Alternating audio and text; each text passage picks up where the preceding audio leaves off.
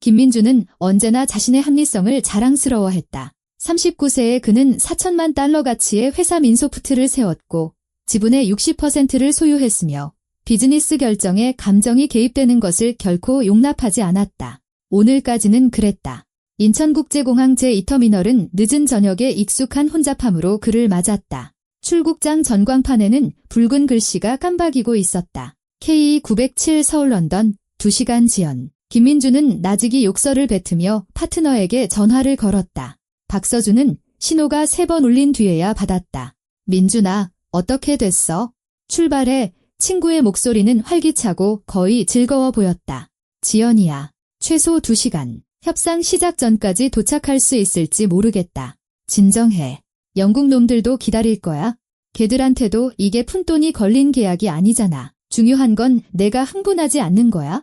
이 계약만 성사시키면 우린 완전히 다른 레벨로 올라서는 거라고. 김민주는 판돈이 얼마인지 잘 알고 있었다. 런던의 한 투자펀드가 새로운 시장으로의 확장을 위해 민소프트에 2천만 파운드를 투자할 준비가 되어 있었다. 계약서는 그의 서류 가방 안에 있었다. 협상은 내일 오전 10시로 잡혀 있었다. 지각은 모든 것을 망칠 수 있었다. 서준아, 서류는 확실히 다 확인한 거 맞지? 수연이가 재무보고서에 뭔가 안 맞는 부분이 있다고 하던데. 전화기 저편의 침묵이 평소보다 1초쯤 길었다. 이수연은 언제나 숫자에 집착하잖아. 재무분석가의 직업병이지. 전부 깨끗해. 민준아, 걱정 말고. 첫 투자금 들어오면 어떻게 쓸지나 생각해. 그들은 전화를 끊었다. 김민주는 탑승구 근처의 딱딱한 플라스틱 의자에 앉아 휴대폰을 꺼냈다. 아내 이수연에게서 온 부재중 전화 3통 이상했다. 아내는 출장 중에는 웬만해선 전화하지 않고 메시지를 선호했다. 그가 아내에게 전화를 걸었지만 고객의 전화기가 꺼져 있어 라는 안내 음성만 흘러나왔다. 그는 다시 걸었다. 또다시 불안감이 가느다란 바늘처럼 옆구리를 찔렀다. 이수연, 본명 이수연. 그녀는 예측 가능한 여자였다. 35세, 대형 은행의 재무분석가라는 커리어. 완벽한 평판. 6년 전 그들은 화려한 결혼식 없이 조용히 혼인신고를 했다. 둘 다 시끄러운 것을 좋아하지 않았다. 결혼 생활은 성공적인 듯 보였다. 그녀는 자신의 일에, 그는 자신의 사업에 몰두했다. 저녁 식사 자리에서나 만나 뉴스를 보며 대화하는 게 전부였다. 김민주는 다시 전광판을 쳐다보았다. 지연 시간은 3시간으로 늘어나 있었다. 그는 의자에 등을 기댄 채 눈을 감고 치밀어 오르는 짜증을 삭히려 애썼다. 아저씨, 혹시 아주 중요한 분이세요? 어린아이의 목소리에 그가 움찔했다. 옆에는 78살쯤 되어 보이는 여자아이가 서 있었다. 단정하게 따은 2개의 따은 머리와 진지한 갈색 눈동자를 가진 아이였다. 아이는 분홍색 꽃무늬 원피스를 입고 손에는 낡은 곰 인형을 들고 있었다. 뭐라고? 김민주는 즉시 상황을 파악하지 못했다. 중요한 사람이요. 아마도 그렇겠지? 여자아이는 마치 그가 이미 알고 있는 사실을 확인시켜 주기라도 한 듯 고개를 끄덕였다. 그럼 운명을 시험하지 마세요. 아이는 작지만 또렷하게 말했다. 돈은 있고 집으로 돌아가세요. 그 말은 뺨을 맞은 듯한 충격으로 다가왔다. 김민주는 몸을 바로 세우고 아이를 빤히 쳐다봤다. 방금 뭐라고 했니? 하지만 아이는 이미 몇 자리 건너편에 앉아있는 아마도 엄마로 보이는 여자에게로 걸어가고 있었다. 여자는 휴대폰에서 눈을 떼지도 않았다. 김민주는 일어나 다가가 물어보고 싶었지만 망설였다. 대체 무엇을 물을 것인가? 왜 7살짜리 아이가 마치 자신의 잠재의식에서 튀어나온 듯한 문장을 말했는지? 운명을 시험하지 마세요. 돈은 있고 집으로 돌아가세요. 심장이 더 빨리 뛰기 시작했다. 김민주는 다시 아내에게 전화를 걸었다. 여전히 묵묵부답. 그 다음엔 비서인 최지우에게 전화했다. 그녀는 신호가 5번 울린 뒤에야 받았다. 목소리가 긴장되어 있었다. 대표님, 무슨 일 있으세요? 최 비서, 이수연 씨 어디 있는지 알아요. 전화를 안 받네요. 침묵. 아니요, 잘 모르겠습니다. 혹시 휴대폰 배터리가 다 된 게 아닐까요? 알았어요. 고마워요. 그는 그녀의 작별 인사를 듣지도 않고 전화를 끊었다. 뭔가 잘못됐다. 그는 온몸으로 한때 민소프트를 설립하라고 속삭였고 틀리지 않았던 바로 그 직감으로 느끼고 있었다. 이성은 속삭였다. 런던으로 날아가서 계약을 성사시켜. 이게 내 기회야. 하지만 내면의 목소리는 소리치고 있었다. 집으로 돌아가. 당장. 김민주는 자리에서 일어나 서류 가방을 움켜쥐고 출국장을 빠져나갔다. 비이성적이고 미친 결정이었다. 그는 막연한 예감 때문에 수백억짜리 계약을 포기하고 있었다. 하지만 되돌아갈 수는 없었다. 20분 후 그는 이미 평창동 자택으로 질주하는 택시 안에 앉아 있었다. 운전기사가 교통체증에 대해 무어라 중얼거렸지만 김민주는 듣지 않았다. 머릿속에는 이수연, 박서준, 재무보고서, 최지우 같은 생각의 파편들이 맴돌았다. 이 모든 것이 어떻게 연결되어 있으며 왜 갑자기 그 연결고리가 느껴지는 걸까? 택시가 그의 집 앞에 멈춰섰다. 아내의 차가 진입로에 주차되어 있었다. 그 옆에는 낯선 은색 아우디가 있었다. 김민주는 본 적 없는 차였다. 그는 택시에서 내려 요금을 지불하고 천천히 현관문으로 다가갔다. 열쇠는 소리 없이 자물쇠에서 돌아갔다. 현관은 비어 있었다. 부엌에서 나직한 목소리가 들려왔다. 두 여자의 목소리였다. 김민주는 신발을 벗고 소리가 나는 쪽으로 발소리를 죽이며 움직였다. 부엌의 커다란 원목 식탁에는 두 여자가 앉아 있었다. 밝은색 홈웨어 차림의 아내 이수연, 풀어헤친 갈색 머리, 평온하고 거의 무심해 보이는 얼굴, 그리고 그의 비서, 최지우. 29살의 긴 갈색 머리를 한 미녀는 단정한 블라우스와 스커트 차림이었다. 그들 앞에는 서류가 담긴 폴더가 펼쳐져 있었다. 그들은 벌떡 일어나지도 소리를 지르지도 서류를 숨기려 하지도 않았다. 이수연이 고개를 들어 미소 지었다. 그렇다. 그녀는 미소 짓고 있었다. 차갑고 거의 의기양양한 미소였다. 어머, 그녀가 평온한 목소리로 말했다. 결국 돌아오기로 했네. 김민주는 문간에 얼어붙었다. 뇌가 눈앞의 광경을 처리하기를 거부했다. 그의 아내와 그의 비서가 그의 집 부엌에 있는 그의 식탁에 앉아 먼저 설명할 생각이 전혀 없어 보였다. 이게 무슨 상황이야? 목소리가 잠겨 나왔다. 최 비서, 당신이 왜 우리 집에 있는 거지? 비서는 입술을 깨물었다. 시선이 이수연에게로 향했다. 그녀는 테이블 위에 손을 얹었고 손가락은 폴더 가장자리에 놓여 있었다. 내가 들여보냈어. 아내가 차분하게 대답했다. 사실 당신 인생에도 내가 들여보낸 거나 마찬가지지. 내가 당신한테 그녀를 비서로 채용하라고 주장했던 거 기억 안 나? 부엌의 공기가 팽팽해졌다. 김민주는 서류 가방 손잡이를 꽉 쥔 채 한 걸음 앞으로 나아갔다. 무슨 소리를 하는 거야? 이수연은 의자에 무심하게 등을 기대며 남편을 놀랍다는 듯 쳐다봤다. 정말 당신이 직접 그녀를 선택했다고 생각했어. 그녀의 목소리에는 연민과 비슷한 감정이 섞여 있었다. 8개월 전에 서준 씨가 지우 씨를 추천했지. 나는 당신 옆에 믿을 만한 사람이 필요하다고 당신을 설득했고. 기억나. 일에 참견하지 않으면서도 잡무는 잘 처리할 아가씨를 뽑아 내가 그렇게 말했잖아. 당신은 내 말을 들었고 언제나처럼. 그 말들은 김민준의 머릿속에서 수천 개의 파편으로 부서졌다. 그는 그때의 대화를 떠올렸다. 정말로 이수연은 그 당시 꽤 집요했다. 박서준이 이력서를 보내며 최지우를 최고의 인재라고 극찬했고 그 자신은 그는 사진과 완벽한 추천서를 보고 그것이 자신의 선택이라고 결정했다. 서준 씨랑 나는 그냥 당신의 취향과 약점을 이용했을 뿐이야. 이수연이 말을 이었다. 예쁘고 똑똑하고 일 잘하는 여자. 당신은 바로 미끼를 물었지? 약점. 김민주는 아내의 말에 이미 분노가 치밀어 오르고 있었다. 대체 무슨 헛소리를 하는 거야? 최지우는 무언가 말하려는 듯 움찔했지만 이수연은 눈빛 하나로 그녀를 제지했다. 내가 정말 둘의 관계를 모를 거라고 생각했어. 아내가 비웃었다. 지우 씨는 당신의 모든 발걸음, 모든 키스, 그녀의 아파트에서 보낸 모든 밤에 대해 나에게 보고했어. 그녀는 우리를 위해 일했어. 민준 씨, 나와 서준 씨를 위해서. 세상이 뒤집혔다. 아내를 속인 것은 그가 아니라 아내가 허락한 일을 하고 있었던 것이다. 최지우와의 관계. 그래, 사실이었다. 3개월 전 회사 회식이 끝난 후 우연히 시작되었다. 그는 계획하지도 바람을 피울 생각도 없었다. 하지만 최지우는 곁에 있었고 그를 이해하고 지지해 주었다. 그리고 그는 넘어갔다. 왜? 그가 겨우 쥐어짰다. 왜 이런 짓을 한 거야?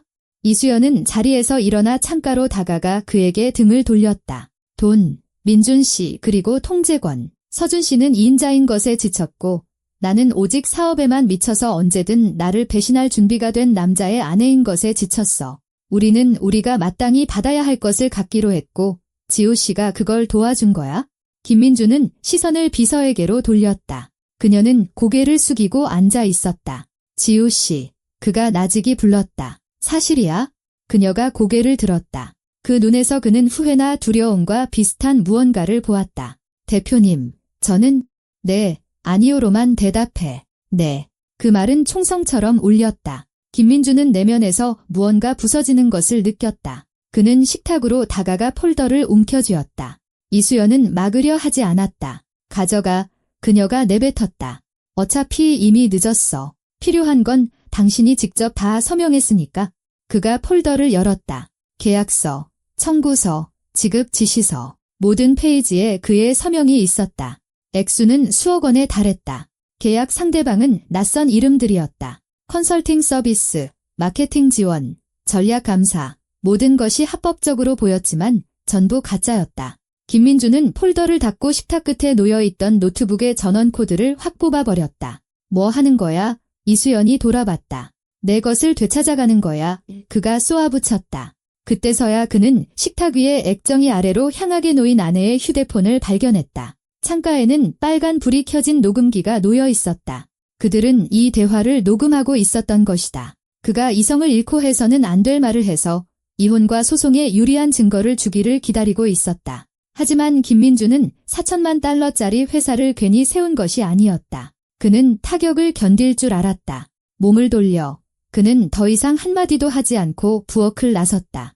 등 뒤에서 이수연의 목소리가 들렸다. 도망쳐.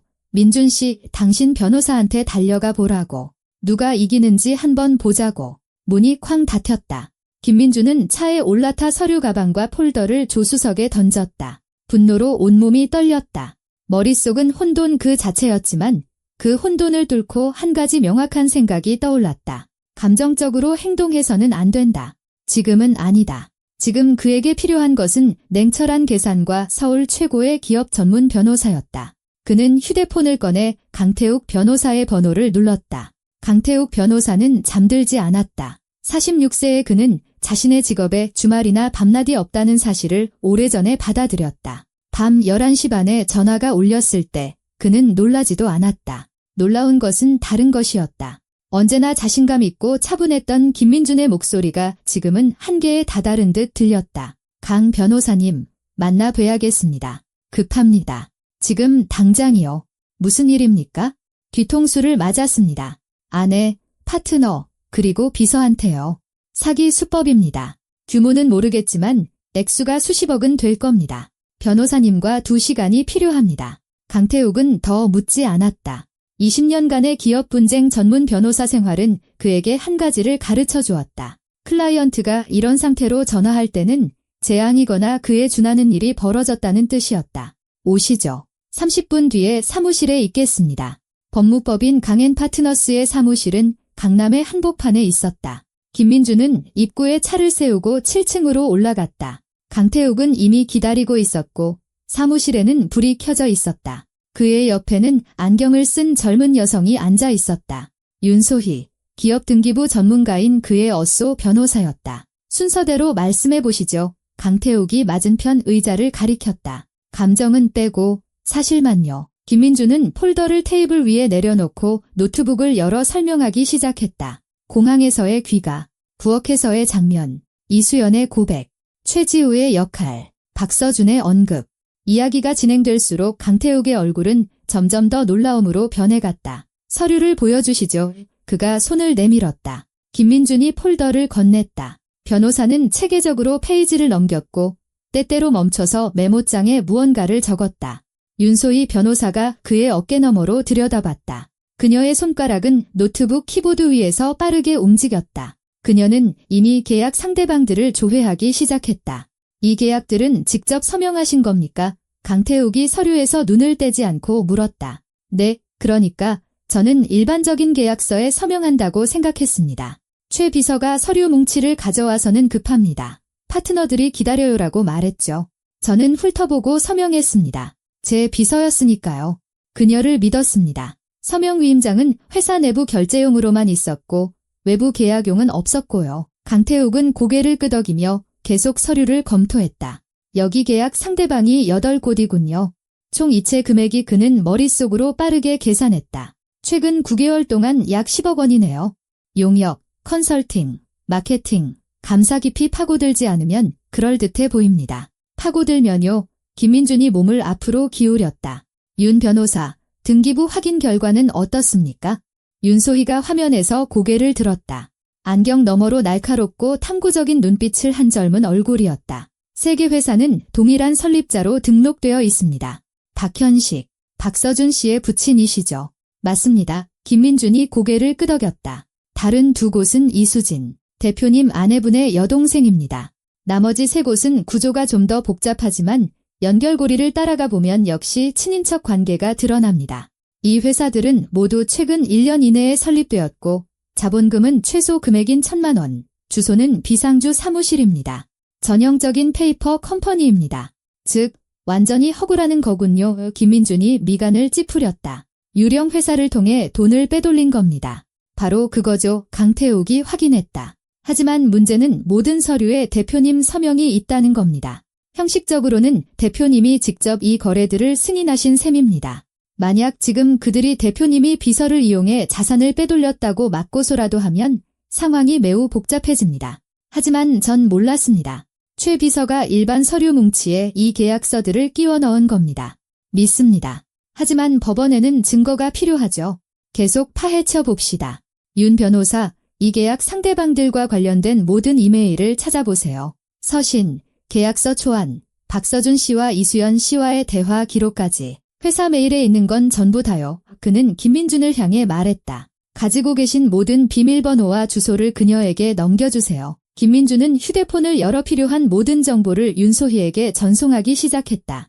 윤소희는 고개를 끄덕이고 다시 작업에 몰두했다. 강태욱이 김민준에게로 돌아섰다. 최지우 씨에 대해 더 자세히 말씀해 주시죠. 어떻게 비서로 들어오게 됐습니까? 김민준은 생각에 잠겼다가 한숨을 내쉬었다. 떠올리는 것조차 역겨웠지만 선택의 여지가 없었다. 8개월 전, 이전 비서가 육아휴직에 들어갔습니다. 박서준이 아주 훌륭한 후보자를 안다며 최지우 씨를 추천했죠. 29세 대기업 근무 경력에 추천서도 완벽했습니다. 그때 아내가 거들었죠. 당신은 일에 참견하지 않으면서도 업무 정리 잘하는 사람이 필요해라고요. 이력서를 보고 면접을 봤습니다. 똑똑하고 실행력 있고 호감이 가는 인상이었습니다. 망설임 없이 채용했죠. 그리고 첫날부터 그녀는 대표님 회사 메일에 접근 권한이 있었고요. 내 비서는 회의를 조율하고 제 이름으로 일상적인 메일에 답장해야 하니까요. 저는 그녀에게 일정, 메일, 문서가 있는 클라우드 저장소에 대한 전체 접근 권한을 주었습니다. 일부 서비스의 비밀번호까지 알고 있었죠. 강태욱이 얼굴을 찌푸렸다. 보안에 심각한 구멍이군요.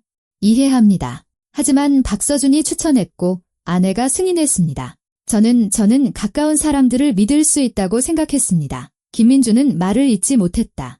안타깝게도 최고의 사기 수법은 바로 그런 신뢰를 기반으로 하죠. 강태욱이 손가락으로 책상을 두드렸다. 계속하시죠. 관계는 언제 시작됐습니까?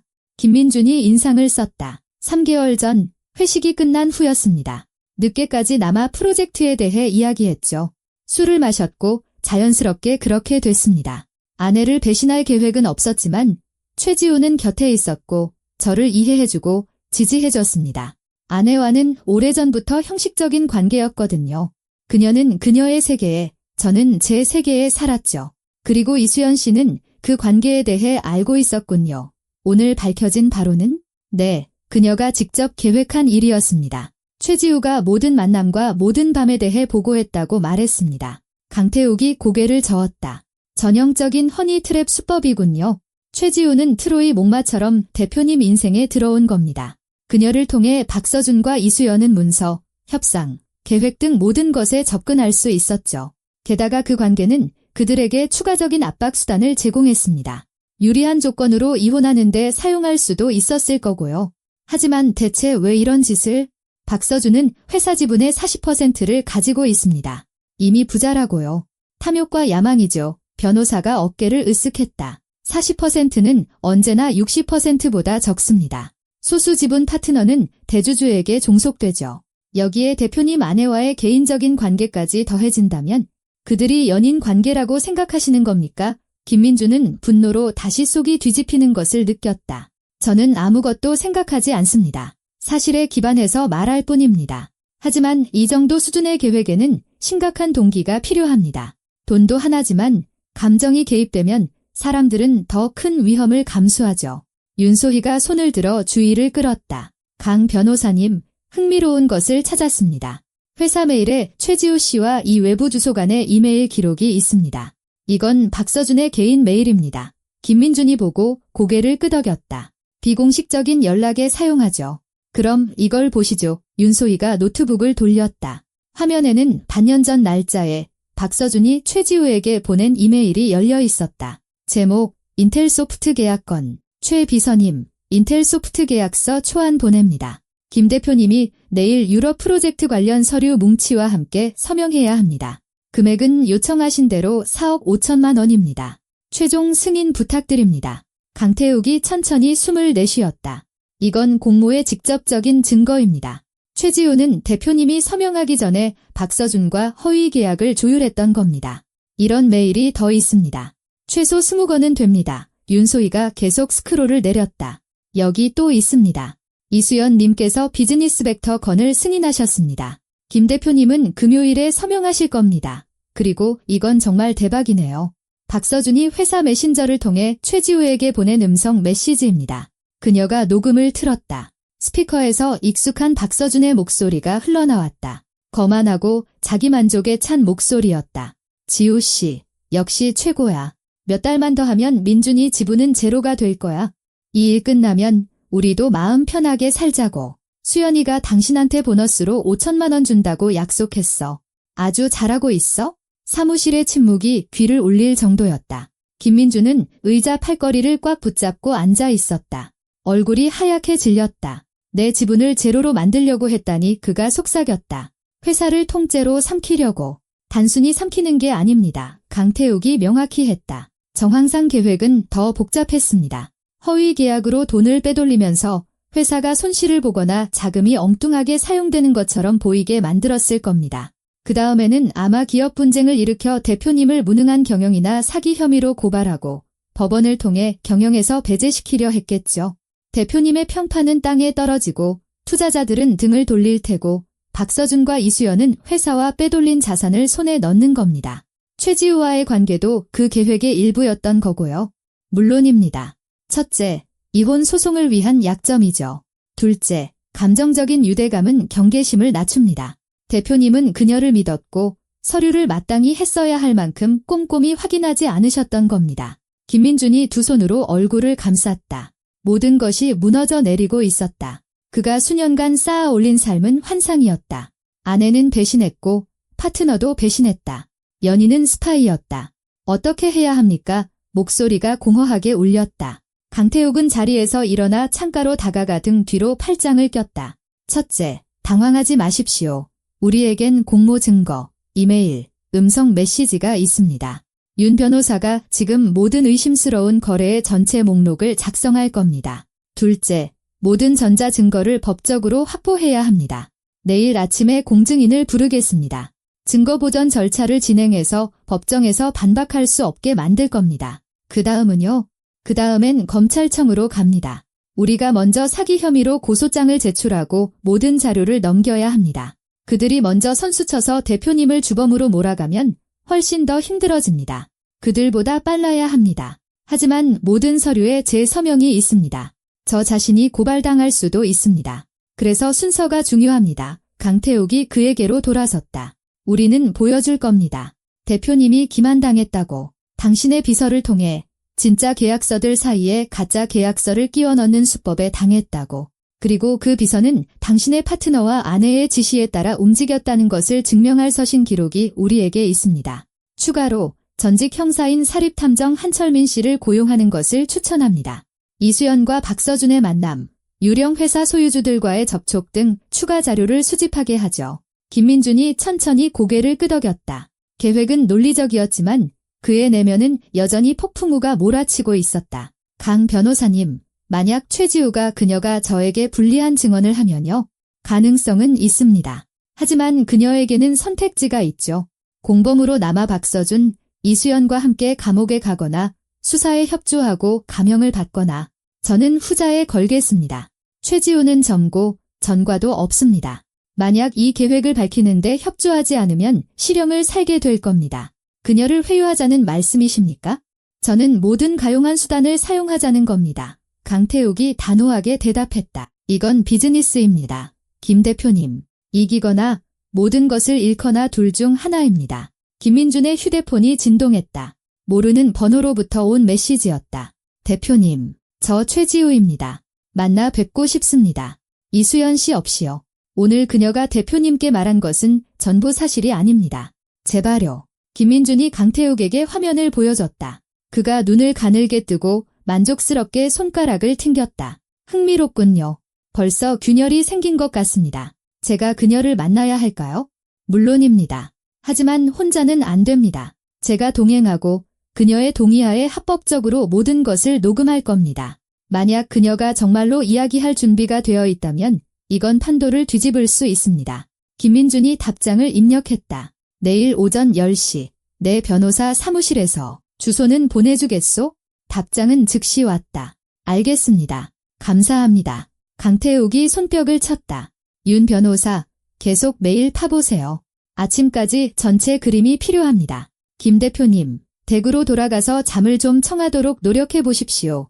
내일부터 전쟁이 시작될 테니 힘이 필요할 겁니다. 김민준은 자리에서 일어났다. 다리가 납처럼 무거웠다. 그는 완전히 기진맥진하고 공허했지만 마음 한구석에서는 희미한 희망이 타올랐다. 어쩌면 최지우는 정말로 완전히 타락한 것은 아닐지도 모른다. 어쩌면 그녀가 정의를 되찾는데 도움을 줄지도. 사무실을 나서며 그는 돌아봤다. 강 변호사님, 어떻게 생각하십니까? 제가 이 싸움에서 이길 가능성이 있을까요? 변호사가 그를 날카로운 시선으로 바라봤다. 가능성은 언제나 있습니다. 문제는 당신이 얼마나 싸울 준비가 되어 있느냐는 거죠. 그들은 당신의 약점과 신뢰를 믿고 게임을 시작했습니다. 그들이 틀렸다는 걸 보여주세요. 김민준은 고개를 끄덕이고 밤의 서울 속으로 걸어 나갔다. 도시는 잠들 준비를 하고 있었지만 그에게 이 밤은 이제 시작일 뿐이었다.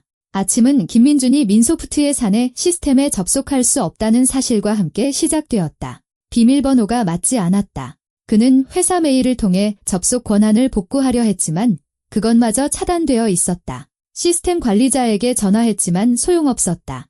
대표님, 죄송합니다만 어젯밤 박서준 이사님으로부터 지시가 내려왔습니다. 대표님의 재무 데이터 접근을 일시적으로 제한하라는 내부 감사가 진행 중이라고 하셨습니다. 무슨 감사? 누가 승인했는데? 이사회입니다. 박 이사님께서 긴급 이사회를 소집하셨습니다. 대표님께 연락을 시도했지만 연락이 닿지 않았다고 합니다. 김민준은 휴대폰을 소파에 던져버렸다. 그들이 이미 행동을 시작한 것이다. 그가 강태욱 변호사를 만나고 돌아와 3시간 남짓 눈을 붙이는 동안 박서준은 기업 공격을 개시했다. 접근 제한, 최대 주주 없는 긴급 이사회 소집.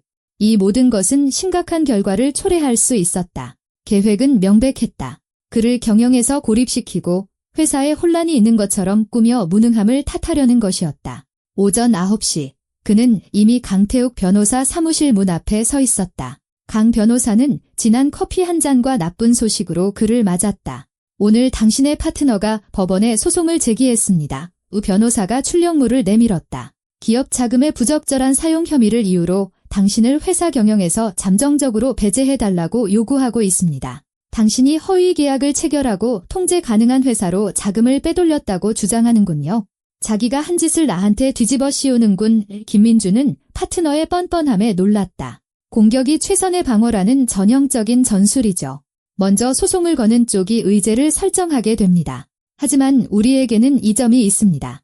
우리는 진실을 알고 있고 그것을 증명할 수 있습니다. 곧 공증인이 올 겁니다. 모든 전자 증거를 확보하고 그 다음 최지우 씨를 만나죠. 그녀가 입을 열면 우리는 검찰에 제출할 완벽한 세트를 갖추게 됩니다. 9시 30분 공증인이 사무실에 도착했다. 서류로 가득 찬 가방을 든 비즈니스적인 표정의 중년 여성이었다.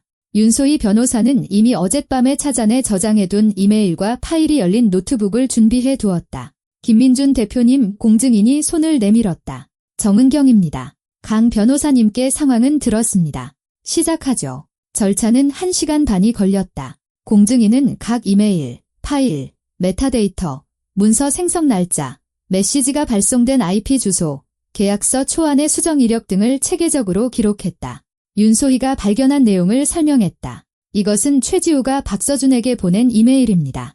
민소프트 사무실의 그녀 컴퓨터에서 발송되었습니다. IP 주소는 회사 네트워크와 일치합니다. 날짜는 3월 15일, 이메일에서 그녀는 김 대표님이 서명하기 전에 비즈니스 벡터 계약서 스캔 사본을 전달하고 있습니다. 기록했습니다. 공증인이 태블릿에 입력하며 고개를 끄덕였다. 그리고 이것은 사내 메신저에 있는 박서준의 음성 메시지입니다. 날짜는 4월 23일, 인용하자면 몇 달만 더 하면 민준이 지분은 제로가 될 거야. 기록했습니다. 김민준은 그 과정을 지켜보며 매분 매초 자신감이 커지는 것을 느꼈다. 각각의 증거는 박서준과 이수연의 계획에 박히는 못과 같았다. 모든 기록은 정의를 향한 또 다른 한 걸음이었다. 이쪽을 보시죠. 윤소희가 노트북을 돌렸다. 인텔 소프트 계약서 초안입니다. 파일은 2월 28일 23시 30분에 생성되었습니다. 작성자는 사용자 박서준입니다. 이후 이 파일은 3월 3일에 사용자 최지우에 의해 수정되었습니다. 그녀는 민소프트의 사업자 정보를 추가했고 3월 5일에 문서는 출력되어 김 대표님에 의해 7개의 계약서 뭉치 속에서 서명되었습니다. 즉, 박서준이 초안을 만들고 최지우가 그걸 다듬어서 나에게 서명하도록 끼워 넣었다는 거군요. 김민준이 명확히 했다. 정확합니다. 강태욱이 확인했다. 완벽한 수법이죠. 그들은 가짜 서류를 준비했고 당신은 속았다는 사실을 모른 채 당신의 서명으로 그 서류의 정당성을 부여한 겁니다. 절차가 끝났을 때 김민준의 손에는 30페이지 분량의 텍스트, 스크린샷, 기술 데이터로 이루어진 공증된 증거 보전 조서가 들려 있었다. 이것은 어떤 방어도 뚫을 수 있는 법적인 공성태였다. 이제 가장 흥미로운 부분이 남았군요. 강태욱이 시계를 쳐다봤다. 15분 후에 최지우 씨가 여기 올 겁니다. 그녀가 얼마나 협조할 준비가 되어 있는지 한번 보죠. 정확히 오전 10시, 최지우가 접견실에 나타났다. 그녀는 지쳐 보였고 머리는 대충 묶었으며 화장기 없는 얼굴에 가벼운 블라우스와 청바지 차림이었다. 비즈니스 정장은 찾아볼 수 없었다. 김민준을 보자 그녀는 양손으로 핸드백을 꽉 쥔 채 문 앞에서 멈춰섰다. 안녕하세요. 목소리가 떨렸다. 강태욱이 자신의 책상 맞은편 의자를 가리켰다. 앉으시죠. 최지우 씨, 먼저 왜 여기 오셨는지 이해하고 계신지 설명해 주시겠습니까? 그녀는 의자에 주저앉으며 고개를 끄덕였다. 모든 걸 말씀드리고 싶어서요. 진실은요. 숨김없이. 좋습니다. 하지만 먼저 형식적인 절차부터 하죠. 저는 김민준 대표님의 변호인이며 그의 이익을 대변합니다. 당신이 말하는 모든 것은 법정 및 수사 과정에서 사용될 수 있습니다. 대화 녹음에 동의하십니까? 최지우는 책상 위에 놓인 녹음기를 흘끗 보고는 다시 고개를 끄덕였다. 네, 동의합니다. 녹음해주세요. 강태욱은 녹음기를 켜고 날짜, 시간, 참석자를 말했다. 최지우 씨, 어떻게 민소프트에 입사하게 되셨는지 말씀해 주시죠. 그녀는 생각을 가다듬으려는 듯 깊게 숨을 들이마셨다. 10개월 전 이수연 씨가 저를 찾아왔습니다. 금융설계 관련 비즈니스 컨퍼런스에서 알게 됐죠. 그녀는 제가 일자리를 찾고 있다는 걸 알았습니다. 저는 당시 이전 회사에서 상사와의 갈등으로 막 퇴사한 상태였고요. 만나서 이야기하자고 제안하더군요. 저는 그저 인맥 쌓기라고 생각하고 동의했습니다. 그녀가 무엇을 제안했습니까? 남편이 대형 IT 회사의 공동 소유주라고 했습니다. 경험 많은 비서가 필요하다고요? 좋은 급여에 경력 발전 가능성도 있다고 했죠. 하지만 조건이 있었습니다. 제가 그녀와 박서준 이사님을 도와 김 대표님의 업무 정보를 얻고 그의 협상, 계약, 계획 등을 추적해야 한다는 것이었습니다. 즉, 스파이 노릇을 하라는 거군요. 강태욱이 단호하게 명확히 했다. 네, 최지우가 시선을 떨궜다. 이수연 씨는 이렇게 설명했습니다. 남편이 의심스러운 거래를 하고 파트너들로부터 자산을 숨기며 무모한 행동으로 회사를 파산시킬 수도 있다고요. 그녀와 박서준 씨는 사업과 모든 직원을 보호하기 위해 상황을 통제하고 싶어 한다고 했습니다. 제게는 그 말이 합리적이고 심지어 고결하게까지 들렸습니다. 게다가 그녀는 일이 끝나면 1억 원의 큰 보너스를 약속했습니다. 김민주는 말없이 앉아 있었다. 듣는 것만으로도 견딜 수 없었지만 그녀가 말을 마칠 때까지 자신을 억눌렀다. 구체적으로 무엇을 했습니까? 강태욱이 계속 물었다. 저는 김 대표님의 메일, 일정, 문서가 있는 클라우드 저장소에 접근 권한을 얻었습니다. 매주 박서준 씨와 이수연 씨에게 상세한 보고서를 보냈습니다. 누구를 만났고 무엇을 협상했으며 어떤 금액이 오갔고 향후 개발 계획은 무엇인지 등으로 그들은 내부 감사와 리스크 관리를 위한 것이라고 말했습니다. 허위 계약서는요? 그건 어떻게 진행됐습니까? 최지우는 머뭇거렸고 손이 떨렸다. 박서준 씨가 저에게 민소프트의 용역을 제공하는 척하는 회사들과의 계약서 초안을 보내왔습니다. 저는 그 계약서들을 김 대표님이 중요한 회의 전이나 피곤하고 서두르는 퇴근 시간 직전에 서명하는 일반 서류 뭉치에 끼워 넣어야 했습니다. 보통 협상이나 출장 전에 긴급 서류들이었죠. 그는 저를 믿고 빠르게 훑어본 뒤 서명했습니다. 저는 즉시 서명된 계약서를 스캔해서 박서준 씨의 개인 메일로 사본을 보냈습니다. 그런 계약서를 몇 건이나 처리했습니까? 8개월 동안 11건입니다. 총액은 얼마였습니까? 최지우가 두 손으로 얼굴을 감쌌다. 약 10억 원이요. 저는 일이 이렇게 심각해질 줄은 몰랐습니다. 그들은 그저 그룹사 내에서 자금을 재분배하는 것뿐이라고 말했어요. 무거운 침묵이 흘렀다. 윤소희는 무언가를 빠르게 메모장에 적고 있었다. 김민주는 최지우를 바라봤다. 그의 시선에는 고통과 분노, 그리고 실망이 뒤섞여 있었다. 왜 모든 것을 털어놓기로 결심했습니까? 강태욱이 최지우를 탐색하는 듯한 시선으로 응시하며 물었다. 최지우가 고개를 들었다. 눈은 억누른 눈물로 붉어져 있었다. 모든 것이 계획대로 되지 않았기 때문이에요. 저는 제가 김 대표님을 사랑하게 될 줄은 몰랐습니다. 이건 제 쪽에서 계산된 행동이 아니었어요. 3개월 전 그 회식이 끝난 후 저는 그가 이수연 씨가 묘사했던 사람과는 전혀 다른 사람이라는 걸 깨달았어요. 그는 정직하고 품위 있고 세심한 사람이었어요. 그런데 저는 매일 비열한 짓을 하고 있었죠. 부끄러워지기 시작했습니다. 그런데도 계속 이수연 씨와 박서준 씨를 위해 일했군요. 네, 그들이 저를 심리적으로 압박했습니다. 너는 이미 공범이야. 거절하거나 민준이한테 말하면 우리랑 같이 감옥 갈 거야. 내 보고 기록도 있고 이메일도 있어? 우리는 내가 전부 꾸며낸 일이라고 할 거고 우리는 아무 상관없다고 할 거야 라고 말했어요. 저는 두려웠습니다. 하지만 어제 이수연 씨가 저를 불러서 부엌에서 그 장면을 연출했을 때 그녀는 저를 주범으로 몰아갈 작정이었습니다. 저에게 직접 말했어요. 만약 일이 잘못되면 모든 죄를 나에게 뒤집어 씌울 거라고. 비서가 사장을 속이고 자기 이익을 위해 돈을 빼돌리기 시작했다고요. 당신 말에 대한 증거가 있습니까? 강태욱이 몸을 앞으로 기울였다. 최지우는 핸드백을 뒤져 USB를 꺼냈다. 여기 10개월간의 이수연 씨와의 모든 대화 기록이 있습니다. 어떤 문서를 언제, 어떻게 끼워 넣어야 하는지에 대한 상세한 지시사항도요. 박서준 씨의 협박과 약속이 담긴 음성 메시지도 있습니다. 그가 승인 전에 보내온 계약서 초안들도요. 그리고 그녀는 김민준을 보며 머뭇거렸다. 이수연 씨와 만났던 몇몇 대화 녹음 파일도 있어요. 만약을 대비해 몰래 휴대폰으로 녹음했습니다. 제가 뒤통수를 맞고 모든 걸 뒤집었을까 봐 두려웠거든요. 강태욱이 USB를 받아 윤소희에게 건넸다. 즉시 확인해요. 전부 보안 서버에 복사하고. 윤소희가 USB를 노트북에 꽂았다. 잠시 후 화면에 파일이 담긴 폴더가 열렸다. 워드 문서, mp3 형식의 오디오 파일, 메신저 대화 스크린샷, 심지어 영상 파일까지 있었다. 이건 폭탄인데요. 윤소희가 내용을 빠르게 훑어보며 숨을 내쉬었다. 여기 모든 계획이 단계별로 정리되어 있습니다. 모든 단계가 문서화되어 있어요.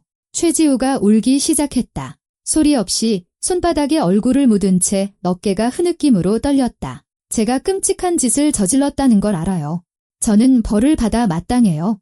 하지만 김 대표님이 피해를 입는 건 원하지 않아요.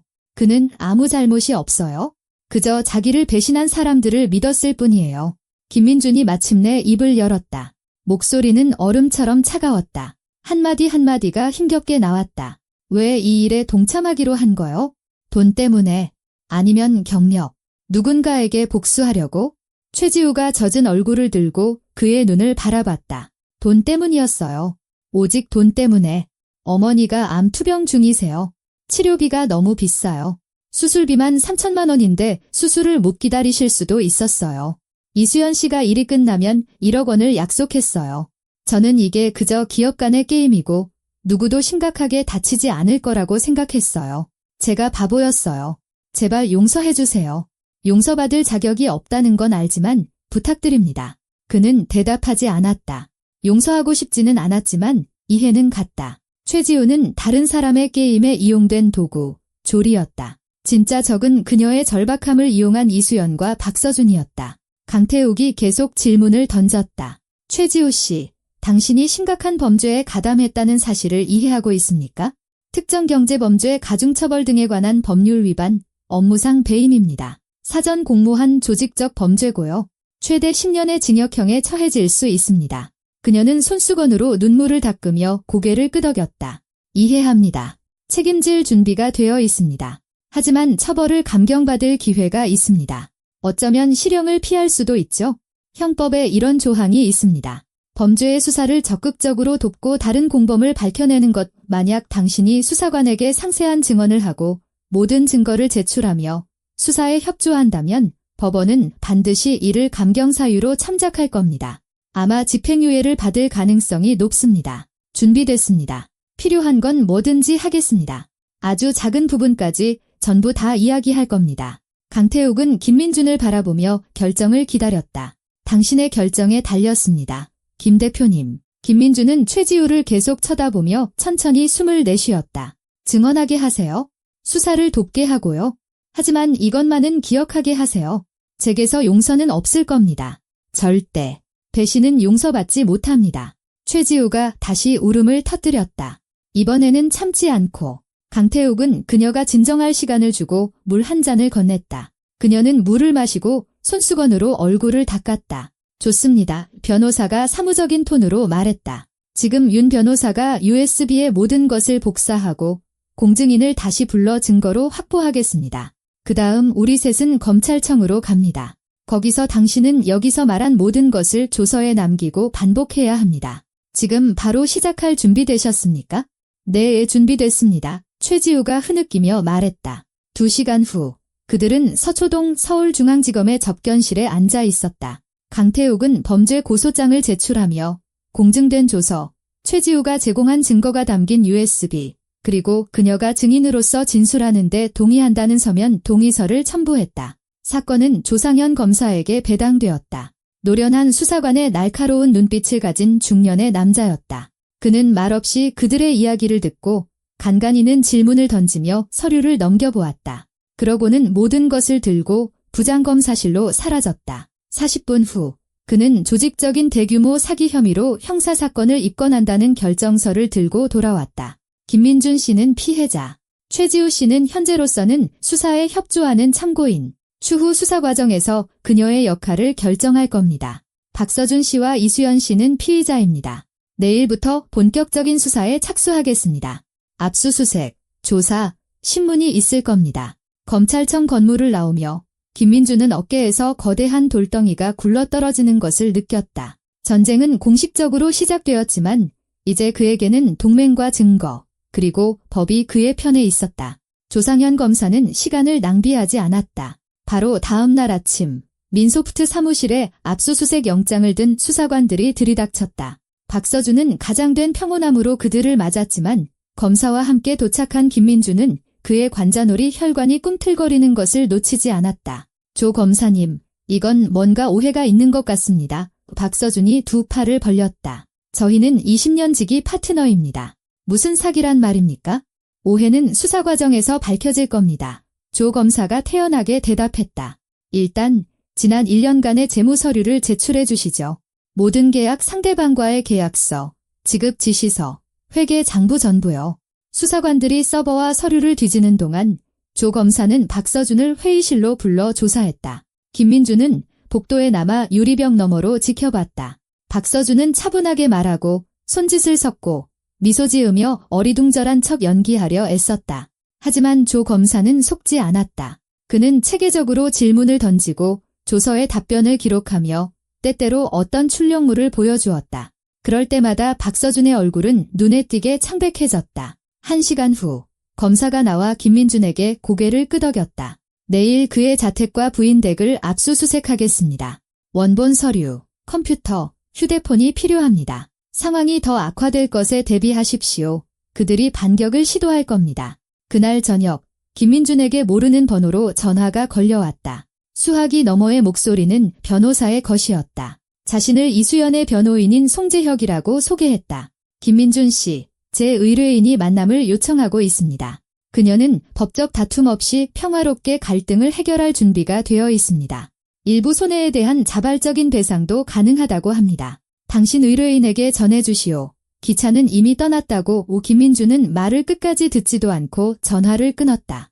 5분 후 이수연에게서 직접 메시지가 왔다. 당신은 실수하는 거야? 평판을 생각해. 스캔들이 터지면 당신 사업은 끝장이야. 투자자들도 다 도망갈 거라고. 그는 답장하지 않았다. 허세가 분명했다. 이수연은 그의 두려움을 자극하려 했지만 김민준은 이미 돌아올 수 없는 강을 건넜다. 평판을 망친 것은 그들이었고 그는 단지 자신을 방어하고 있을 뿐이었다. 다음 날 아침 압수수색은 박서준의 테헤란로 아파트와 불과 어제까지만 해도 그들의 보금자리였던 이수연의 평창동 집에서 동시에 진행되었다. 김민준은 강태욱과 함께 그곳에 갔지만 안으로 들어가지는 않았다. 수사관들이 서류가 담긴 상자와 압수된 전자, 기기 봉투를 들고 나올 때까지 차 안에서 기다렸다. 이수연은 야은 가운 차림으로 현관 앞에 서 있었다. 창백하고 굳은 얼굴, 헝클어진 머리카락, 겁에 질린 눈이 잠을 설친 것이 분명했다. 차 안에 있는 김민준을 발견한 그녀는 천천히 다가와 창문을 두드렸다. 그가 창문을 내렸다. 정말 날 파멸시키고 싶은 거야. 목소리는 평온했지만 눈에는 증오가 서려 있었다. 나는 정의를 원할 뿐이야. 정의. 당신은 평생 돈과 회사밖에 몰랐잖아. 나는 당신의 성공에 어울리는 예쁜 장식품일 뿐이었어. 서준 씨는 적어도 나를 한 인간으로 봐줬다고. 박서준은 너한테서 내 사업을 빼앗을 수단을 본 거고 너는 그에게서 비상 탈출구를 본 거지. 둘이 아주 잘 어울려. 이수연은 움찔했다. 얼굴이 분노와 모욕감으로 일그러졌다. 이내 몸을 돌려 집으로 들어가 문을 세게 닫았다. 그들은 더 이상 대화하지 않았다. 압수수색 결과는 기대를 뛰어넘었다. 박서준에게서 압수한 노트북에서는 프로젝트 제로라는 이름의 폴더가 발견되었다. 그 안에는 민소프트의 경영권 장악을 위한 상세한 계획, 자산 빼돌리기 도표, 회사 가치 하락 시나리오, 김민준의 무능한 경영에 대한 소송 초안, 심지어 박서준이 단독 대표로 명시된 새로운 정관 초안까지 들어있었다. 빼돌린 자금을 그와 이수연이 어떻게 나눌지에 대한 분배표도 있었다. 그가 60%, 그녀가 40%, 이수연에게서는 빨간 마커로 메모가 된 혼전계약서 출력물이 발견되었다. 불공정한 조건으로 무효 주장이라고 적혀 있었다. 그 옆에는 이혼 시 재산분할 계산서가 놓여 있었는데 그녀는 사업의 절반, 집, 그리고 아파트 2채를 자신에게 할당해 놓았다. 상상력이 풍부했다. 박서준과의 만남 날짜에 하트 표시가 된 수첩도 발견되었다. 형사사건에는 아주 감동적인 디테일이었다. 하지만 가장 귀중한 발견은 이수연과 박서준 간의 메신저 대화였다. 조 검사가 김민준에게 직접 2달 전 날짜의 대화 내용 출력물 하나를 보여주었다. 이수연, 지우 씨, 일 잘하고 있어? 민준 씨가 완전히 믿는 것 같아. 한 달만 더 하면 벡터를 통해 마지막 자금 이체하고 그 다음엔 소송 시작하면 돼. 박서준, 만약 그가 뭔가 눈치채면 어떡해. 걔도 바보는 아니잖아. 이수연, 눈치 못 챌 거야. 런던 투자자들 때문에 정신없어. 게다가 지우랑 연애하느라 뜬구름 잡고 있잖아. 남자들은 사랑에 빠지면 참 예측하기 쉽다니까. 박서준, 당신은 천재야. 자기. 이 일 끝나면 우리도 드디어 정상적으로 살 수 있겠지? 눈치 안 보고. 이수연, 기다리기 힘들어. 사랑해. 곧 공식적으로 함께하게 될 거야. 김민준은 읽는 동안 내면의 얼음 같은 공허함이 퍼져나가는 것을 느꼈다. 그들의 관계는 오래되었던 것이다. 아마 몇 년은 되었을지도. 그런데 그는 아무것도 눈치채지 못하고 결혼 생활의 안녕과 파트너의 진실성을 맹목적으로 믿고 있었다. 여기 완전 범죄 파일이군요. 조 검사가 서류를 정리하며 말했다. 대화 기록, 음성 메시지, 재무 계산서, 거기에 최지우의 증언과 그녀가 제출한 문서들까지 사건은 명백합니다. 변호사들이 100번을 빠져나가려 해도 사실은 변하지 않습니다. 다음은 어떻게 됩니까? 내일 두 사람 모두 소환 조사할 겁니다. 증거를 공식적으로 제시하고 그 다음 구속 여부를 결정하겠죠. 일단은 출국 금지로 시작할 가능성이 높습니다. 도망칠 엄두도 못 낼 겁니다. 워낙 알려진 인물들이고 계좌도 이미 동결됐으니까요. 최지우는요. 조 검사는 생각에 잠겨 턱을 긁었다. 그녀는 따로 조사할 겁니다. 그녀도 피의자 신분으로 전환될 겁니다. 사건 가담자로서의 지위는 이미 확정되었지만 수사에 대한 적극적인 협조는 그녀에게 유리하게 작용할 겁니다. 재판까지 가게 되면 변호사가 집행유예나 최소한의 처벌을 받아낼 수 있을 겁니다. 그녀는 주범이라기보다는 상황과 탐욕의 희생자에 가깝죠. 김민주는 고개를 끄덕였다. 최지우. 그는 여전히 그녀에게 어떤 감정을 느끼는지 알 수 없었다. 배신에 대한 분노, 조리되어버린 그녀에 대한 연민, 결국 옳은 선택을 한 것에 대한 고마움. 모든 것이 이해할 수 없는 감정의 실타래처럼 엉켜 있었다. 다음 날 박서준과 이수연은 각자의 변호사와 함께 검찰청에 출두했다. 둘 다 의도적으로 자신감 있는 태도를 유지하며 고개를 든 채 들어왔지만 조 검사는 그들의 가장된 평온함을 금세 깨뜨렸다. 그는 박서준 앞에 대화 내용 출력물, 프로젝트 제로 폴더의 파일들, 유령 회사와 그의 개인 계좌 간의 자금 흐름을 보여주는 은행 거래 내역서를 펼쳐놓았다. 박서준 씨, 민준이 지분은 제로가 될 거야라는 문구가 무엇을 의미하는지 설명해 주시겠습니까? 검사가 종이를 손가락으로 두드리며 박서준의 눈을 똑바로 쳐다봤다. 박서준은 창백해졌다. 옆에 앉아있던 변호사가 끼어들려 했다. 제1의뢰인은 모든 사건 자료를 완전히 검토하기 전까지 진술을 거부합니다. 이것은 그의 합법적인 권리입니다. 마음대로 하시죠. 조 검사는 태연하게 서류를 폴더에 집어넣었다. 그럼 내일 사기 혐의로 기소하겠습니다. 특경법 위반, 조직적 범죄, 5년 이상 10년 이하의 징역입니다. 잘 생각해 보시죠. 이수연과의 대화는 더 거칠었다. 조 검사는 사정을 봐주지 않고 박서준과의 대화 내용, 그녀 자신의 재산 분할 계산서, 자금 빼돌리기 계획, 만남 날짜가 적힌 수첩을 그녀 앞에 펼쳐놓았다. 이수연 씨, 박서준 씨와 내연 관계에 있습니까? 질문은 건조하고 공식적으로 들렸다. 그녀는 입을 꾹 다문 채 침묵했다. 송 변호사가 항의하려 했다. 그 질문은 사기 사건과 관련이 없습니다. 아주 깊은 관련이 있습니다. 검사가 잘라 말했다. 범죄 동기는 개인적인 이해관계입니다. 당신과 박서준 씨는 남편의 자금으로 함께할 미래를 계획했습니다. 이것은 사전 공모와 절도 의도를 직접적으로 증명합니다. 이수연이 마침내 입을 열었다. 목소리가 억눌린 분노로 떨렸다. 모든 건 김민준 씨 잘못이에요. 그는 나를 아내로서 소중히 여기지 않았어요. 몇 년 동안 일만 보고 살았다고요. 서준 씨는 내가 몇 년간 받지 못했던 것을 줬어요. 관심, 온기, 이해. 나는 행복할 권리가 있었어요. 당신의 가정 문제와 행복 찾기는 당신 개인의 일입니다. 조 검사가 조서에 메모하며 차갑게 대답했다. 하지만 유령 회사를 통해 10억 원을 횡령한 것은 이미 형사 범죄입니다. 기소될 준비를 하십시오. 내일 오전 10시에 여기서 뵙겠습니다. 검사실을 나오던 이수연은 복도에서 김민준과 마주쳤다. 그들은 몇 미터 거리를 두고 서로를 바라보며 얼어붙었다. 그녀의 시선에는 절망과 뒤섞인 순수한 증오가 담겨 있었다. 그의 시선에는 피로감과 모든 것이 마침내 끝나간다는 안도감이 있었다. 후회하게 될 거야. 그녀가 가까이 다가와 쉿소리를 냈다. 어떻게든 널 파멸시킬 방법을 찾을 거야. 내 평판을 망치고 내가 실제로는 어떤 인간인지 모두에게 말해줄 거라고. 해보시지. 그가 시선을 피하지 않고 차분하게 대답했다. 이것만 알아도 진실은 이미 밝혀졌고 서류는 사건 파일에 있어. 증인들도 증언을 마쳤고 당신의 협박은 아무것도 바꾸지 못해. 그는 돌아보지 않고 그녀를 지나쳐 걸었다. 등 뒤에서 그녀의 억눌린 흐느낌이 들렸다. 분노 때문인지 아니면 피할 수 없는 대가를 깨달았기 때문인지. 곧 조 검사는 박서준과 이수연을 특정경제범죄 가중처벌 등에 관한 법률 위반, 업무상 배임 혐의로 공식 기소했다. 처분은 출국 금지, 해외 출국 금지, 수사가 끝날 때까지 모든 재산 동결이었다. 박서준은 바로 그날 도망치려 했다. 그는 이미 체크인을 마친 상태에서 인천공항의 두바이행 비행기에서 체포되었다. 그 후 검사는 조치를 강화했다. 박서준은 전자발찌를 찬 채 가택연금에 처해졌다. 동시에 강태욱 변호사는 민사법원에서 공세를 펼쳤다.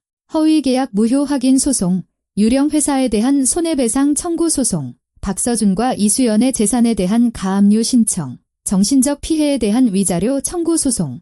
법원들은 형사사건 자료와 전문가 의견을 보고에 따라 청구를 받아들였다. 민소프트는 점차 김민준의 완전한 통제하로 돌아왔다. 박서준의 지분은 법원 결정으로 동결되었다. 그는 주주총회에서 의결권을 행사하거나 어떠한 경영 결정도 내릴 수 없었다. 김민준은 임시 재무관리인을 선임하고 모든 자금 흐름을 정리했으며 유령회사 계좌에서 빼돌려진 자금의 일부를 회수했다. 최지우는 그의 인생에서 조용하고 눈에 띄지 않게 사라졌다. 필요한 모든 증언을 마친 후 그녀는 사직서를 제출하고 출국금지 상태로 집에 머물렀다. 그는 그녀의 계좌로 500만 원을 송금했다. 연민이나 남은 감정 때문이 아니라 고마움과 정의감 때문이었다. 그녀의 증언과 제출한 자료가 없었다면 사건은 흐지부지 되거나 몇 년은 더 끌렸을 것이다. 어느 늦은 저녁, 그녀가 짧은 메시지를 보내왔다. 모든 것에 감사드립니다. 가능하시다면 저를 용서해주세요. 더는 패 끼치지 않겠습니다. 대표님의 행복을 위해 기도하겠습니다. 그는 메시지를 읽고 한참 동안 휴대폰 화면을 바라봤지만 답장하지 않았다. 무슨 말을 할 수 있었을까? 과거는 과거에 남았다. 겨울은 일찍 찾아왔다. 11월 초에 이미 서울은 눈으로 뒤덮였고 도시는 익숙한 연말의 분주함에 빠져들었다. 김민준은 새롭게 단장한 민소프트 사무실 창밖을 내다보며 지난 반년 동안 자신의 삶이 얼마나 많이 변했는지 생각했다. 회사는 살아남았다. 이것이 가장 중요한 결과였다. 박서준이 떠나고 빼돌려진 자금이 회수된 후 재정 상태는 안정되었다. 김민준은 모든 프로세스를 전면 재검토하고 문서 관리를 강화했으며 독립적인 회계감사인을 고용했다. 이제 모든 계약은 3단계 검증을 거쳤다. 모든 신입 직원은 보안팀의 검토를 거쳤다. 다시는 누구도 자신을 그렇게 쉽게 조종하도록 내버려 두지 않을 것이다. 법원 결정에 따라 압류된 박서준의 지분은 최종 처분이 결정될 때까지 외부 관리인에게 넘어갔다. 김민준은 지분 매입이나 새로운 파트너 영입을 고려했지만 이제는 각 후보자를 몇 달씩 검토하며 극도로 신중하게 선택했다. 여름의 스캔들을 두려워했던 런던 투자자들이 12월에 예기치 않게 돌아왔다. 그들은 편지를 보내왔다. 상황을 검토했습니다. 당신은 정직하게 행동했고 자신의 사업을 지켜냈습니다. 존경스럽습니다. 협상을 재개할 준비가 되셨습니까? 김민준은 동의했다.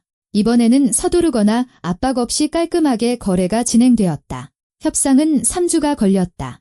계약서의 모든 조항은 아주 세세한 부분까지 논의되었다. 12월 말 계약서에 서명했다. 2천만 파운드의 투자. 민소프트는 두 번째 숨을 얻었다. 그리고 이제 김민준은 모든 결정의 대가를 알고 있었다. 박서준은 청송교도소에서 형을 살고 있었다. 김민준은 단 한 번도 그를 면회하지 않았고 그럴 생각도 없었다. 그들의 20년 우정은 박서준이 의리보다 탐욕이 더 중요하다고 결정한 순간 끝났다. 용서는 없었고 앞으로도 없을 것이다. 박서준은 변호사를 통해 몇 번이나 편지를 보내려 했고 용서를 구하고 뉘우쳤다고 맹세하며 모든 것을 한 푼까지 갚겠다고 약속했다. 김민준은 봉투를 뜯지도 않고 수취인 거부라고 적어 돌려보냈다. 박서준의 변호사가 전화로 읽어준 한 편지에서 그는 이렇게 썼다. 민준아, 내가 비열하게 행동했다는 거 알아. 하지만 우리 대학 때부터 친구였잖아. 20년 세월이 아무 의미도 없는 거야? 김민준은 그때 변호사에게 짧게 대답했다. 당신 의뢰인에게 전해주시오. 20년 우정을 10억 원에 팔아넘겼다고. 그건 그의 선택이고 그의 대가라고. 이수연의 경우는 달랐다. 집행유예로 자유의 몸은 되었지만 그녀의 삶은 완전히 무너졌다. 금융계 경력은 끝났다. 전과 기록과 임원직 취업 금지 조항 때문에 그 누구도 그녀를 평사원으로조차 받아주지 않았다. 은행들은 그녀의 이름을 데이터베이스에서 확인하자마자 거절했다. 회계법인들은 이력서를 검토조차 하지 않았다. 그녀는 인터넷 프리랜서로 간간히 일을 하며 겨우 생활했다. 예전에는 쳐다보지도 않았을 변두리 지역의 원룸 아파트를 빌려 살았다. 김민주는 연말에 쇼핑몰에서 우연히 그녀를 한 번 보았다. 그녀는 보석상 쇼윈도 앞에 서서 더 이상 살 수 없는 장신구들을 바라보고 있었다. 반년 만에 늙어버린 얼굴, 눈가의 피로, 익숙했던 밍크코트 대신 입은 값싼 패딩. 한때 완벽한 매니큐어로 관리되던 손은 이제 추위와 집안일로 붉어져 있었다. 그들의 시선이 마주쳤다. 이수연은 얼어붙었고 얼굴이 창백해졌으며 입술이 떨렸다. 무언가 말하고 싶은 듯 했다. 그러더니 그녀는 천천히 돌아서서 화려한 쇼핑백을 든 구매객들 인파 속으로 서둘러 사라졌다. 그는 그녀를 부르지 않았다. 무슨 의미가 있겠는가? 모든 할 말은 이미 법정에서 끝났다. 2천만 원의 벌금을 이수연은 분할 납부했다. 법원은 3년간의 분납을 허용했다. 매달 그녀의 얼마 안 되는 수입에서 30%가 나갔다. 그녀는 모든 것을 아끼며 빈곤의 경계에서 살았고 김민주는 그녀에게 한 방울의 동정심도 느끼지 않았다. 그녀 스스로 그 길을 선택했고 합법적인 남편 대신 쉬운 돈과 애인을 택했다. 이혼 후 그녀는 거의 아무것도 얻지 못했다. 집은 결혼 전부터 김민준의 소유였고 그는 즉시 그녀를 내쫓았다. 그녀는 자신의 보석들을 팔아서 초기 생활비를 마련했다. 한 번은 이수연이 작은 회계법인에 취직하려 한다는 소식을 전해 들었다. 그 회사 대표가 김민준과 업계에서 아는 사이라 그에게 전화를 걸어 의견을 물었다. 김민준은 솔직하게 대답했다. 그녀는 똑똑하고 전문적이지만 자신을 믿었던 사람들을 배신했습니다. 친분을 사기에 이용했죠. 위험을 감수할 준비가 되셨는지 직접 결정하십시오. 이수연은 채용되지 않았다. 일주일 후 그녀가 직접 전화를 걸었다. 목소리가 무너져 있었다. 민준 씨, 정말 영원히 복수할 거야? 난 이미 모든 대가를 치르고 있다고. 그는 차분하게 대답했다. 이건 복수가 아니야? 당신 결정의 결과지. 당신은 부정한 방법으로 내 사업을 손에 넣으려 했어. 당신이 받아 마땅한 것을 받은 것뿐이야. 그녀는 전화를 끊었다. 최지우는 늦가을에 한 번 전화했다. 목소리는 소심하고 거의 겁에 질려 있었다.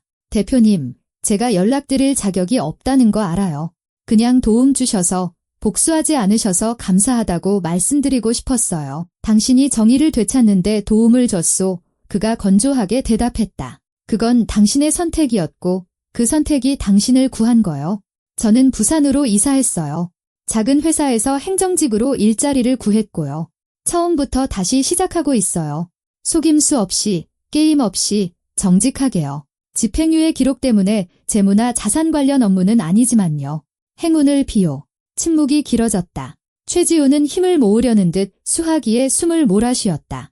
언젠가 저를 용서해 주실 수 있을까요? 김민주는 창밖을 바라보며 오랫동안 침묵했다. 그리고 말했다. 모르겠소. 하지만 당신은 옳은 걸음을 내디뎠고 그게 가장 중요하오. 그냥 앞으로 나아가시오. 최지우 씨 뒤돌아보지 말고. 당신은 아직 젊고 미래가 창창하잖소. 감사합니다. 그녀가 속삭였다. 대표님의 친절을 절대 잊지 못할 거예요. 안녕히 계세요. 그녀는 더 이상 전화하지 않았다. 그는 지인들을 통해 그녀가 정말로 정신을 차렸고 일하며 어머니의 치료를 돕고 사람들의 눈을 피해 모든 SNS를 삭제했다는 소식을 들었다.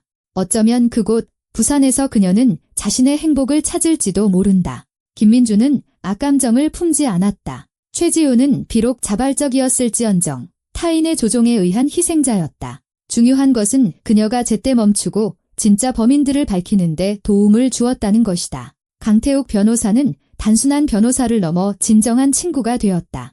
그들은 정기적으로 만나 회사 일을 논의했고 때로는 조용한 레스토랑에서 저녁을 먹으며 인생, 정치, 미래에 대해 이야기했다. 강태욱은 언젠가 고백했다. 민준 씨, 20년 변호사 생활 동안 수백 건의 사건을 봤지만 당신 사건은 특별했습니다. 당신은 무너지지도 포기하지도 않았어요. 보기 드문 일이죠. 윤소희는 승진했다. 김민주는 그녀를 민소프트의 사내 변호사로 영입하며 파격적인 연봉을 제시했다. 그녀의 꼼꼼함과 지루한 서류 작업에 대한 애정은 값을 매길 수 없는 자산이었다. 그녀는 이제 어떤 서류도 그녀의 예리한 시선을 피할 수 없도록 문서 관리 시스템을 구축했다. 강태욱이 추가 자료 수집을 위해 고용했던 사립탐정 한철민도 팀의 일원이 되었다. 김민주는 계약 상대방 조사, 리스크 모니터링, 새로운 파트너와 직원의 신원 조회를 위해 그를 정식으로 고용했다. 한철민은 민소프트 내부의 보안팀을 만들었다. 더 이상의 서프라이즈는 없었다. 사생활은 여전히 공허했다. 이혼 후 김민주는 새로운 관계를 서두르지 않았다. 너무 많은 고통, 너무 깊은 실망감 때문이었다. 몇 번 친구들이 똑똑하고 아름답고 성공한 여자들을 소개해주려 했지만 그는 정중히 거절했다. 고맙지만 아직 준비가 안 됐어. 그는 일에 거의 잃을 뻔했던 것을 복구하고 사업을 강화하는 데 집중했다. 때때로 저녁이면 평창동 집의 벽난로 앞 의자에 앉아 위스키를 따르고 이름도 모르는 공항의 그 여자아이를 떠올렸다. 운명을 시험하지 마세요. 돈은 있고 집으로 돌아가세요. 그 한마디가 그를 구했다. 만약 그때 그가 런던으로 날아갔다면 이수연과 박서준은 계획을 마무리했을 것이다. 그가 범인처럼 보이도록 모든 것을 조작했을 것이다. 반대를 증명하는 것은 거의 불가능했을 것이다. 서류에 찍힌 그의 서명, 비서와의 관계, 빼돌려진 돈 후 고발을 위한 완벽한 그림이었다. 하지만 그는 돌아왔다. 비이성적인 충동에 이끌려 공항을 뛰쳐나왔다. 그리고 그 결정이 모든 것을 바꿨다. 김민주는 종종 그 여자아이가 실제했는지 아니면 이성이 감지하기 전에 불안한 신호를 포착한 잠재의식이 만들어낸 환각이었는지 생각했다. 어쩌면 그는 자신도 모르게 잠시 졸았을지도 모른다. 그는 영원히 알 수 없을 것이다. 하지만 그는 실제했든 상상이었든 그의 인생과 사업을 구한 그 충동에 감사했다. 새해는 혼자 맞았다. 시끄러운 파티도 거짓된 즐거움도 가식적인 미소도 원치 않았다. 모든 초대를 거절하고 샴페인을 따라 집 테라스로 나가 별을 바라봤다. 차가운 공기가 얼굴을 스쳤고 눈이 발밑에서 뽀드득거렸다. 제아의 종소리에 맞춰 소원을 빌었다. 새해에는 평온을 가져다 주소서. 부도, 새로운 승리도 아닌 그저 평온을, 안정을, 내일에 대한 확신을.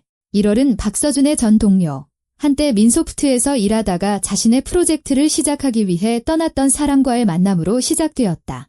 그들은 청담동의 한 카페에 앉아 있었고 동료는 조심스럽게 물었다. 민준아, 어때? 그 모든 끔찍한 일 이후에 김민주는 쓴웃음을 지었다. 살아남았지? 더 신중해졌고 맹목적으로 믿지 않는 법을 배웠어. 후회는 안 해. 박서준은 그래도 20년 친구였잖아. 그의 진짜 모습을 더 일찍 보지 못한 건 후회하지만 제때 본 건 다행이라고 생각해. 1년만 더 늦었으면 모든 걸 잃었을 거야. 동료는 커피를 저으며 고개를 끄덕였다. 내가 무너지지 않은 건 대단해. 대부분은 포기하거나 해외로 도망가거나 술에 빠져 살았을 거야. 무너질 시간이 없어서 김민준이 커피를 한 모금 마셨다. 회사와 나 자신을 구해야 했으니까. 감정은 나중 문제였지. 이제 그 감정들이 밀려왔다. 김민주는 눈 덮인 공원을 바라보며 생각에 잠겼다. 이제야 명확해졌어. 나는 환상 위에 인생을 쌓아왔던 거야. 가까운 사람들은 영원할 거라고, 파트너십과 결혼은 깨지지 않는 유대라고 생각했지. 아니었어. 사람들은 변하거나 유혹이 나타났을 때 자신의 본 모습을 드러낼 뿐이야. 냉소적인 결론이네.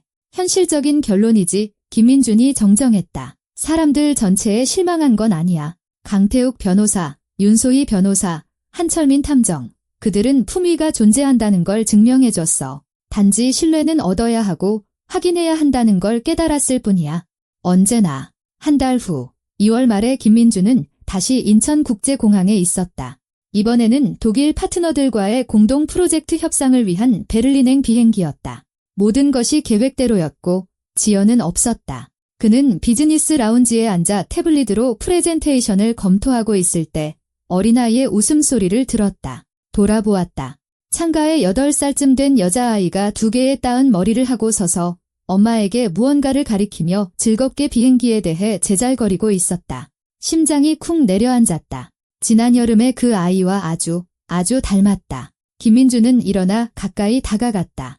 여자아이가 돌아섰고 그들의 시선이 마주쳤다. 갈색 눈동자, 진지한 표정. 그 아이인가? 안녕. 그가 조심스럽게 무릎을 굽히며 말했다. 우리 여름에 여기서 만난 적 있지 않니? 여자아이는 미간을 찌푸리며 그의 얼굴을 살피더니 고개를 저었다. 아니요. 저 공항 처음 와봐요. 우리 티르키에 가요. 아이의 엄마가 김민준을 의심스러운 눈초리로 쳐다보며 딸을 자기 쪽으로 더 가까이 끌어당겼다. 그는 사과하고 자리로 돌아오며 복잡한 감정을 느꼈다. 그 아이가 아니었다. 아니면 완전히 다른 아이였거나 그 아이는 그 긴장됐던 날의 피로와 스트레스가 낳은 산물이었을지도 모른다. 하지만 그게 중요할까? 김민주는 속으로 쓴웃음을 지었다. 그 여자아이가 실제했는지는 중요하지 않다. 중요한 것은 그가 집으로 돌아가라고 외치는 내면의 목소리를 들었다는 것이다. 중요한 것은 그가 직감을 무시하지 않았다는 것이다. 중요한 것은 그가 살아남았고 이겼다는 것이다. 탑승 안내 방송이 나왔다. 그는 서류 가방을 들고 탑승구로 향했다. 탑승교 앞에서 돌아보며 전광판을 쳐다봤다. 그의 비행기, 탑승 마감. 김민주는 미소 지었다. 때로는 놓쳐버린 비행기가 운명의 최고의 선물이고, 때로는 제 시간에 탄 비행기가 폭풍우를 견디고 무너지지 않은 것에 대한 보상이다. 그는 비행기에 올라 창가 자리를 찾았다. 비행기가 활주를 시작했다. 인생은 계속되었다. 이수연 없이, 박서준 없이, 환상 없이, 하지만 자신이 누구이며 무엇을 원하는지에 대한 명확한 이해와 함께 민소프트는 번창했다. 김민주는 더 이상 사적인 것과 공적인 것을 섞지 않았고 맹목적으로 믿지 않았으며 모든 단계를 확인했다. 그것은 삶을 더 복잡하게 만들었지만 더 안전하게 만들었다. 대신 이제 그는 사업이 배신자들로부터 보호받고 있다는 것을 알기에 편안히 잠들 수 있었다. 최지우는 어딘가 부산에서 새 출발을 하고 있었다. 그는 진심으로 그녀의 행운을 빌었다. 그녀는 비틀거렸지만 실수를 인정하고 바로잡을 힘을 찾았다. 그것은 매우 귀중한 일이다. 이수연과 박서준은 그들의 탐욕과 배신에 대한 대가를 치르고 있었다. 한 명은 범죄자들과 함께 감옥에서, 다른 한 명은 궁핍과 수치 속에서. 정의는 비록 고통을 통해서였지만 승리했다. 그리고 김민주는 새로운 프로젝트와 새로운 지평을 생각하며 협상을 위해 날아가고 있었다. 과거는 끔찍한 악몽처럼 뒤에 남았다.